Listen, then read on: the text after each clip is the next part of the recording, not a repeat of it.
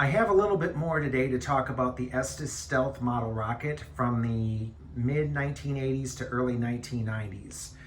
As you see here, this is it's a level 3 stealth flying model rocket kit from Estes, and it came out about 40 years ago, like I mentioned. I had the opportunity to put together one of them that I managed to purchase off of eBay, and the model in particular is the one that you see here on this Estes stand that you have, and I think I did a pretty good job at getting this ready, and it's pretty much ready to go.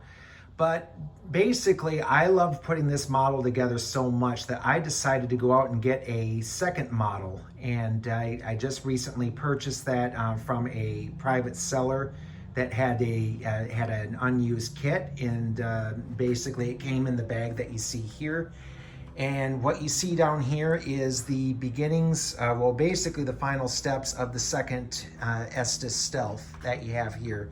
The reason why I have the nose cone out is because I wanted to talk a little bit about what I did for the shock mount and recovery for this. What I did was I didn't. The best thing to do is when you're coming with an older model rocket kit that you bought from years ago, the best thing to do is to get a new group of shock mount rubber bands that are newer, because the older rubber bands that come with the older kits have a tendency to break over time.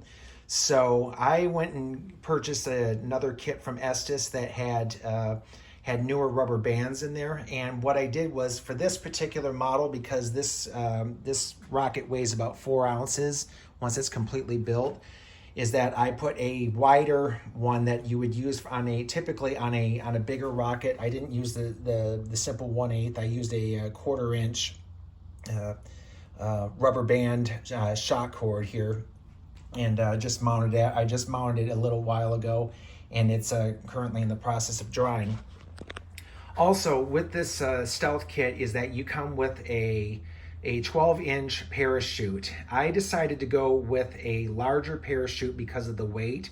I decided to go with a 15-inch parachute. It makes for a tighter fit, but I feel that it will come down more gently because from some other some other people that put the stealth together have basically said that when it lands, it has a tendency to land hard, and if you're not careful, it'll land hard on the fins and the wings that you see there, and it can cause some breaking. So I wanted to do something that would bring it down more gently. As far as painting goes, I utilized some Rust-Oleum enamel. I did the painting. I did a white gloss coat to begin with, and then afterwards I moved over to the gull gray color that you see here.